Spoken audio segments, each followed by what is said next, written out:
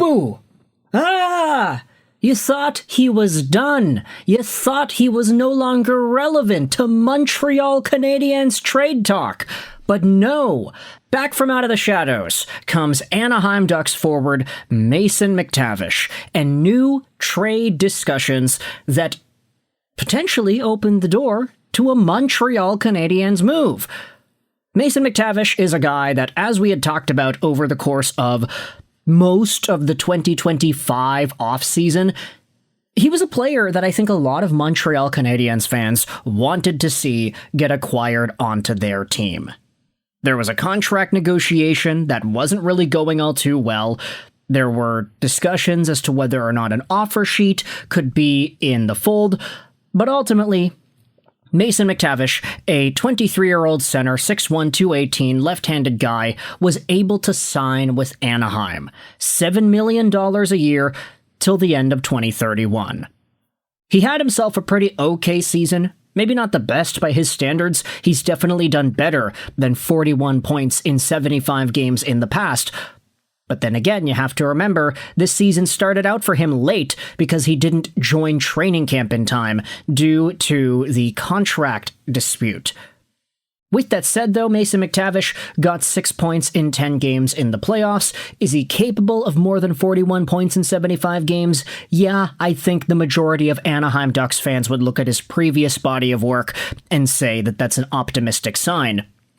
But with this development, and with a bigger emphasis being placed on other Anaheim Ducks players at center, the question on a Mason McTavish trade is indeed still there. And Spittin' Chicklets, Paul Biznasty and Ryan Whitney, they went out there and spoke about this in their program last week, saying that McTavish's name is in the rumor mill. And essentially, what Bissonnette speaks about on this video clip is the idea that a first-round pick would be enough to convince the Anaheim Ducks to trade away Mason McTavish. It was on Spittin' Chicklets that the former player made that assessment. This article on HabsFanatics.com goes out there and talks about why that's relevant to Montreal Canadiens fans. The context behind the discussion is clear. Numerous rumors are surrounding the young center's future in Anaheim this summer, and things do not appear to be going particularly well between McTavish and coach John Quenneville. McTavish is reportedly amongst the names who could be moved. Speculation surrounding him is reminiscent of the rumors that preceded Trevor Zegras' departure, as he ultimately ended up being traded for very little. Bissonnette's valuation is certainly intriguing. A first-round pick for a center of that age and caliber would be a very reasonable price. Now, it's interesting because you did have some pushback to that idea in the replies of this tweet over here. Theta says, moving McTavish for a first doesn't make any sense. The Anaheim Ducks are not rebuilding. They are in win-now mode.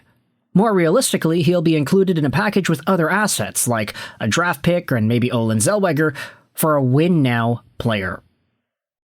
Speaking about that, let's dive into the Montreal Canadiens angle of it all, because Gabriel Sammy made an article yesterday that dives into what the Canadiens' trade price could be in order to acquire McTavish. It goes over the same first-round pick footnote that Paul Bissonnette proposed on the Spittin' Chicklets episode. But, according to Bruce Garriock, who reports for the Ottawa Citizen, turns out the Anaheim Ducks are reportedly asking for a first-round pick and an established player in return for their young center. Now, honestly, if I'm looking at that assessment, I'm thinking that's a lot more reasonable for the Anaheim Ducks than just saying, oh, well, McTavish for a first will get it done. You know how little a first-round pick is evaluated when compared to a bona fide NHL center who's a 50-something point guy at 23 years old? Might I remind you, Mason McTavish was taken third overall in the 2021 draft. He's not in Kirby Dach territory yet, where he ends up getting traded for another first-round pick, and the Anaheim Ducks lose out on so much value because the guy was once third overall. Mason McTavish hasn't had the injury concerns that Kirby Dach has gone through, and he's been a lot more consistent. If anything, this guy should demand more than what Kirby Dach ultimately netted for the Chicago Blackhawks from Montreal all those years ago, which was essentially just a first-round pick. McTavish for a first doesn't seem fair. McTavish for a reported asking price of a first and an established player makes a lot more sense. If Pat Verbeek and the Anaheim Ducks want to remain competitive, they're not removing a player from their team and just saying that that helps them out. No, they'll remove the player and then replace the player with another player that can actually be useful, maybe with a little bit less value than McTavish, so they could also get a first-round pick on top of that. Take a look at what this article goes out there and says. Anaheim's demands are now becoming clearer. The Ducks want a first, but they also want a player who can contribute immediately. Last week, Paul Bissonnette estimated the cost at being just a first-round pick, so one would assume that the established player in question would not necessarily be a star player. The addition of an NHL-caliber player changes the equation, but it is not the end of the world for the Montreal Canadiens, who have names such as Kirby Dach and Oliver Kapanen that could potentially be included in such an offer. Those two names stand out. Dach or Kapanen, along with the first for Mason McTavish. Now, I just question whether or not the Anaheim Ducks would be in a position to accept that kind of a move.